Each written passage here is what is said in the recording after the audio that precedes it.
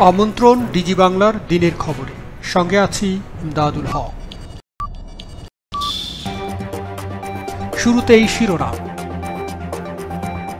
ই কমার্সে সরকারি অবকাঠামোর সর্বোচ্চ ব্যবহারের পরামর্শ। বাংলাদেশ থেকে ইন্টারনেট আমদানির আগ্রহ ভুটানের। বিকাশে যুক্ত হল সোনালী ব্যাংক। যশোর স্টার্টআপ ক্যাম্পে দীক্ষা নিল নবীন উদ্যোক্তারা। হ্যাকিং ইস্যুতে সাফাই গাইলেন মার্কিন টেক নির্বাহীরা। বিভ্রাট কাটল লিঙ্কডইনের।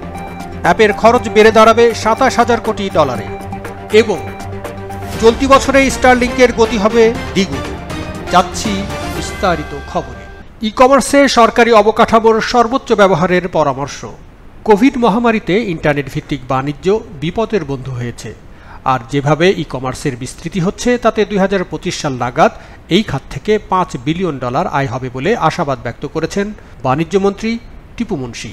এই দুঃসময় কিভাবে ই কমার্স কাজ করছে, কিভাবে মানুষের দুয়ারে পৌঁছে গেছে, শুধুমাত্র ব্যবসা নয়, মানুষের বিপদের দিনে কেমন যেন মনে হয় ঠিক পাশে এসে দাঁড়িয়েছে।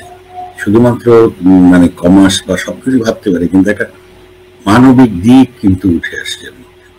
জানি না, চেষ্টা তো করতে হবে যে আমরা ২০২৫ সালের মধ্যে এই সেক্টরটা থেকে আমরা $৫ বিলিয়ন আর্ন করতে পারবো, তেমন কিন্তু একটা চিন্তা আমাদের আছে। আর গত ১১ মাসে এই খাতে লক্ষাধিক মানুষের কর্মসংস্থান হলেও ২০২৫ সাল নাগাদ এই সংখ্যা ৫ লক্ষে পৌঁছবে বলে আশাবাদ ব্যক্ত করেছেন আইসিটি প্রতিমন্ত্রী Junaid Ahmed Palak. National digital payment সুইচটাকে develop করা, সেটার ফলে কিন্তু আজকে বাংলাদেশের যে ৯ কোটি mobile financial wallet account holders আছে, আমাদের যে ডিজিটাল ট্রানজাকশন হচ্ছে, এটি কিন্তু সম্ভব হচ্ছে। বুধবার ডিজিটাল কমার্স পরিচালনা ও ব্যবস্থাপনা নীতিমালা নিয়ে আয়োজিত ওয়েবিনারে এমনটাই জানিয়েছেন দুই মন্ত্রী। আমরা চেষ্টা করছি এটা কেমন করে এই ট্রেড লাইসেন্সটা পায়, এবং এই ট্রেড লাইসেন্সের বলেই তারা যেন ব্যাংকের সাথে ফাইন্যান্সিয়াল ইনস্টিটিউটের সাথে তারা এনরোলমেন্ট হতে পারে এবং তারা এগিয়ে আসতে পারে। বাংলাদেশে ই কমার্সের এই সাফল্যকে আরো এগিয়ে নিয়ে যাওয়ার জন্য বাংলাদেশের অনেক ই কমার্স উদ্যোক্তা তারা বিদেশে প্রোডাক্ট কিন্তু বিক্রি করছে। অপরদিকে আস্থা ধরে রাখতে এফ কমার্সকে ই কমার্সের মূল ধারায় অন্তর্ভুক্তির জন্য আহ্বান জানান এই খাতের অংশীজনেরা। একই সঙ্গে গুরুত্বারোপ করা হয়েছে ক্রস বর্ডার ই কমার্স জনপ্রিয় করতে নীতিগত সমর্থনের। দারাজ বাংলাদেশের আয়োজনে ওয়েবিনারটি সঞ্চালনা করেন জাবেদ সুলতান পিয়াস। আলোচনায় অংশ নিয়ে প্রয়োজনীয় প্রযুক্তি ও সরকারের সহযোগিতা সহ ই কমার্সের চ্যালেঞ্জের কথা তুলে ধরেন বেসিস সভাপতি সৈয়দ আলমাস কবির। এক্ষেত্রে সরকারের অবকাঠামোগত লজিস্টিক বিষয় কাজে লাগানোর আহ্বান জানান তিনি। সবচেয়ে বড় চ্যালেঞ্জ হচ্ছে আমাদের লজিস্টিক্স, শিপিং অ্যান্ড ডেলিভারি। এইখানে আমার মনে হয় আমাদের যে পোস্টাল সিস্টেমটা আছে সেটা is under utilised, severely under utilised, because this is the largest network কিন্তু আমাদের বাংলাদেশে বহু বছর ধরে আছে। একেবারে গ্রামে গঞ্জে আনাচে কানাচে কিন্তু আমাদের পোস্ট অফিস আছে। সংখ্যাটা আমার জানা নাই, বোধহয় ৮,০০০-এর মতো আছে বা তার বেশি। সো এইরকম একটা নেটওয়ার্ককে আমরা কিন্তু ইউটিলাইজ করতে পারছি না ঠিক মতো।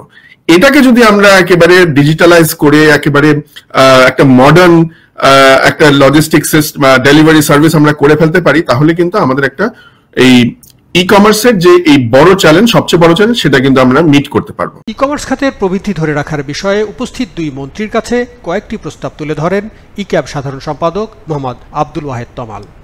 এ সময় একটি ডিজিটাল কমার্স ইনস্টিটিউট বা বিশ্ববিদ্যালয় গঠনের সুপারিশ করেন তিনি।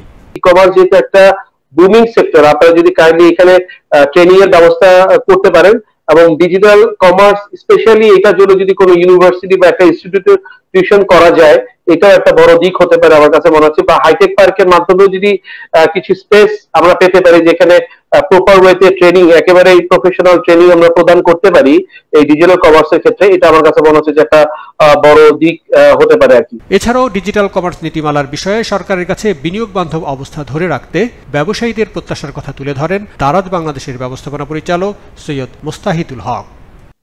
নীতিমালাটা এমন হবে যেটা আপনার ই কমার্স ইন্ডাস্ট্রিকে গ্রো করতে সাহায্য করবে। কারণ এখনো যদি দেখেন ই কমার্স ইন্ডাস্ট্রি আপনার যদিও লাস্ট ১-১.৫ বছরে বা ২ বছর অনেক গ্রো করেছে, কিন্তু তারপরে কিন্তু এখনো সেই জায়গায় যায়নি যেখানে আসলে পোটেনশিয়াল রয়েছে। পোটেনশিয়াল এখনো অনেক দূরে।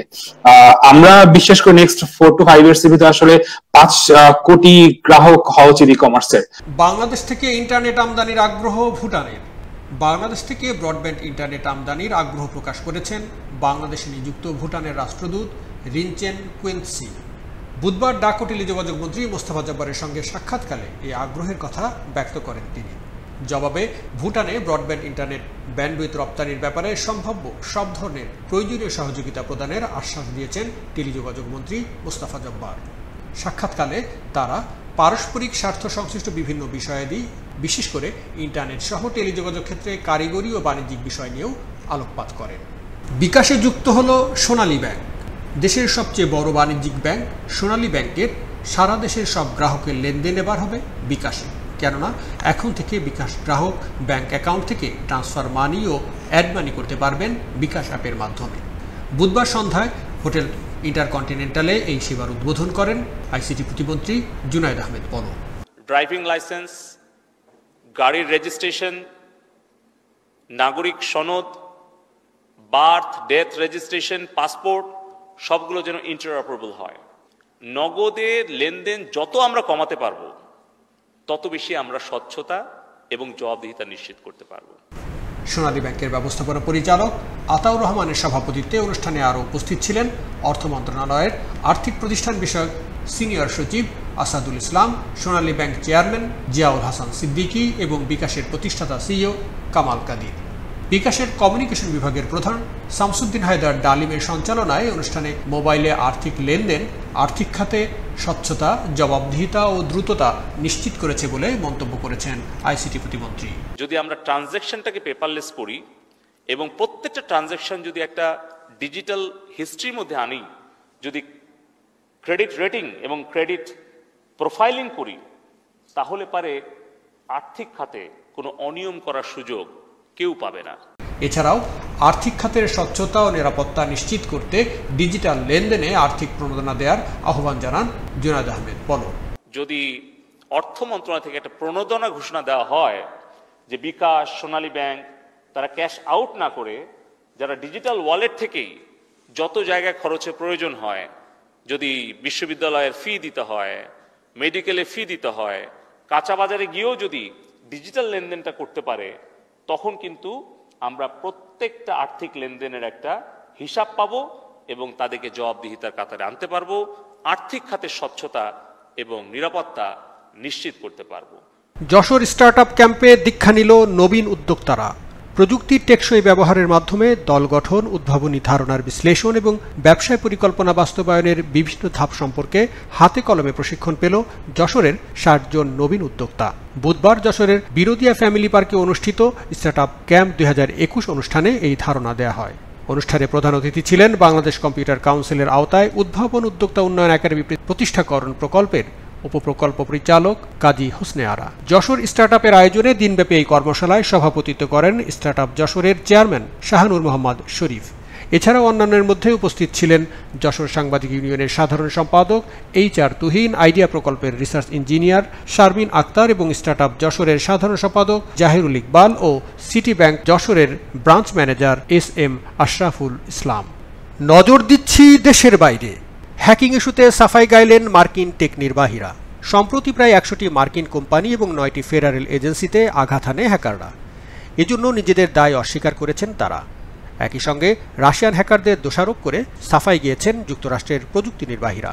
পাশাপাশি হ্যাকারদের সামাল দেওয়ার দায়িত্বটি অন্যত্র হস্তান্তরের আগ্রহ প্রকাশ করেছেন তারা। যুক্তরাষ্ট্রের সিনেটের একটি প্যানেলে দেওয়ার সাক্ষ্যে এই আগ্রহের কথা তুলে ধরেন টেক্সাস ভিত্তিক software company SolarWinds corporation, Microsoft corporation, cyber security firm FireEye এবং ক্রাউডস্ট্রাইক হোল্ডিংসের শীর্ষ নির্বাহীরা। সাইবার হামলা চালাতে কাদের সার্ভার ব্যবহার করা হয়েছে তা জানতে মঙ্গলবার এই সাক্ষ্যের আয়োজন করা হয়। অ্যামাজনের প্রতিনিধিদের সমালোচনা করে শুনানি শুরু করেন আইন প্রণেতারা। শুনানিতে অংশ নিতে অস্বীকার করায় তাদের তিরস্কৃত করেন রিপাবলিকান সিনেটর সুসান কলিন্স। অপরদিকে বৃহত্তর স্বচ্ছতা ও নাজুক প্রযুক্তির পেছনে তথ্য ভাগাভাগির দায় দায়িত্বের পক্ষে যুক্তি তুলে ধরেন প্রযুক্তি নির্বাহীরা। সিস্টেমকে কাঠগড়ায় দাঁড় না করিয়ে ঘাতকদের আইনের অধীনে আনার আহ্বান জানান তারা। মাইক্রোসফটের প্রেসিডেন্ট ব্র্যাড স্মিথ, ফায়ারআইয়ের প্রধান নির্বাহী Kevin Mandia, SolarWinds chief executive Sudhakar Ramakrishna, CrowdStrike chief executive George Kurtz এবং ফেসবুক ইয়াহুর সাবেক নিরাপত্তা প্রধান অ্যালেক্স স্টামোস শুনানিতে অংশগ্রহণ করেন। মাইক্রোসফটের প্রেসিডেন্ট ব্র্যাড স্মিথ, ফায়ারআইয়ের প্রধান নির্বাহী কেভিন মান্ডিয়া, সোলারউইন্ডসের chief executive Sudhakar Ramakrishna, CrowdStrike chief executive George Kurtz এবং ফেসবুক ইয়াহুর সাবেক নিরাপত্তা প্রধান অ্যালেক্স স্ট্যামোস শুনানিতে অংশগ্রহণ করেন। বিভ্রাট কাটল লিঙ্কডইনের। দুই ওয়েবসাইটের প্রযুক্তিগত সমস্যার সমাধান করেছে পেশাদারী নেটওয়ার্কিং সাইট লিঙ্কডইন। এর আগে ওয়েবসাইটটিতে প্রবেশ করতে অসুবিধার সম্মুখীন হন হাজার হাজার ব্যবহারকারী। Outage tracking website down detector জানিয়েছে ওই ত্রুটিতে প্রায় 26,000 লিঙ্কডইন ব্যবহারকারীর সমস্যার কথা রিপোর্ট করেছেন। প্রযুক্তি সাইট ভার্জের প্রতিবেদন বলছে মঙ্গলবার নিউ ইয়র্কের স্থানীয় সময় দুপুর 2টা নাগাদ প্ল্যাটফর্মটিতে বিভ্রাট শুরু হয়। সবকিছু আবার স্বাভাবিক হয়েছে বিকেল 4:21। তবে কি কারণে এই বিভ্রাট সে বিষয়ে নির্দিষ্ট কোনো ব্যাখ্যা দেয়নি পেশাদার এই সামাজিক মাধ্যমটি। কেবল কৌতুক করে জানিয়েছে গোটা ব্যাপারটি টিভি সিরিজ ওয়ান্ডার ভিশনের আঘাতের কারণে হয়েছে। প্রার্থীর উপযুক্ততা নিরূপণ করতে নিয়োগকর্তাদের সাহায্য করার পাশাপাশি কর্মীদের নতুন চাকরি খোঁজার প্ল্যাটফর্ম হিসেবে বেশ জনপ্রিয় ক্যালিফোর্নিয়া ভিত্তিক লিঙ্কডইন 2016 সালে রেকর্ড $2,700 এই প্ল্যাটফর্মটি অধিগ্রহণ করে মাইক্রোসফট। অ্যাপের খরচ বেড়ে দাঁড়াবে $27,000 কোটি। আগামী 5 বছরে বৈশ্বিকভাবে মোবাইল অ্যাপের ভোক্তা খরচ $27,000 কোটি ঘরে দাঁড়াবে। সেই হিসেবে 2020 সালের তুলনায় 3 গুণেরও বেশি খরচ বাড়বে। এই সময় অ্যান্ড্রয়েড ব্যবহারকারীদের চেয়েও বেশি খরচ করবেন অ্যাপল গ্রাহকরা। অ্যাপ স্টোরের বৈশ্বিক আয় গিয়ে দাঁড়াবে $18,500 কোটি। আর 2024 সাল নাগাদ নন গেমিং অ্যাপে আরও বেশি সময় ব্যয় করতে পারেন অ্যাপল ব্যবহারকারীরা। কোভিড-19 হানায় স্থগিত হওয়ার সঙ্গে সঙ্গে ব্যবসা, শিক্ষা, স্বাস্থ্য ও সুস্থতা সম্পর্কিত অ্যাপসের ডাউনলোডে আগ্রহী হয়েছেন তারা। ডেটা বিশ্লেষণ সংস্থা সেন্সর টাওয়ারের বরাত দিয়ে এই তথ্য দিয়েছে লন্ডন ভিত্তিক আন্তর্জাতিক সংবাদ সংস্থা রয়টার্স। খবরে বলা হয়েছে গেমের আয় সংক্রান্ত শেয়ার অ্যাপ স্টোরের বদলে গুগল প্লে স্টোরে বাড়বে। 2025 সাল নাগাদ এ ধরনের শেয়ার গুগল প্লে স্টোরে গিয়ে দাঁড়াবে 71%, আর অ্যাপ স্টোরের হিস্সা দাঁড়াবে 42%। আগামী 5 বছরে এশিয়া এবং উত্তর আমেরিকাকে পেছনে ফেলে দেবে ইউরোপ মহাদেশ। 2025 সাল নাগাদ ইউরোপে ডাউনলোড বেড়ে গিয়ে দাঁড়াবে $3,690 কোটি। 2020 সালেও এটি ছিল $2,840 কোটির ঘরে। ধারণা করা হচ্ছে আগামী 5 বছরে আয় প্রায় দ্বিগুণেরও বেশি বেড়ে দাঁড়াবে $4,200 কোটি ঘরে। চলতি বছরে স্টারলিংকের গতি হবে দ্বিগুণ। চলতি বছরে স্পেসএক্সের স্যাটেলাইট ব্রডব্যান্ড সেবা স্টারলিংকের ডাউনলোড গতি দ্বিগুণ করার প্রতিশ্রুতি দিয়েছেন কোম্পানিটির প্রধান নির্বাহী কর্মকর্তা ইলন মাস্ক।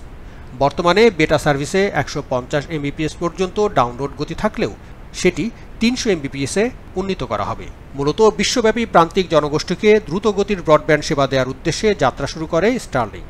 গত অক্টোবর থেকে কোম্পানিটি wifi router, power supply, cable এবং মাউন্টিং ট্রাইপডের জন্য $499 এবং প্রতি মাসে স্যাটেলাইট ব্রডব্যান্ড সেবাটির জন্য $99 সাবস্ক্রিপশন ফি নিচ্ছে। বর্তমানে বেটা প্রোগ্রামের অধীনে উত্তর আমেরিকার 10,000-এর অধিক গ্রাহককে সেবা দিচ্ছে স্টারলিংক। এছাড়া কোম্পানিটি যুক্তরাজ্যের গ্রাহকদেরও সেবা দিচ্ছে। প্রতিনিয়তই কক্ষপথে যুক্ত হচ্ছে স্টারলিংকের স্যাটেলাইট। এছাড়া বিশ্বব্যাপী স্টারলিংক স্যাটেলাইট ব্রডব্যান্ড সেবা গ্রহণের জন্য নিবন্ধনেরও সুযোগ দিচ্ছে কোম্পানিটি। প্রিয় দর্শক, আজ এ পর্যন্তই। ডিজিটাল জীবনধারায় নিরাপদে ভালো কাটুক সবার জীবন। প্রযুক্তির সঙ্গে আপডেটেড থাকতে যুক্ত থাকুন ডিজি বাংলায়।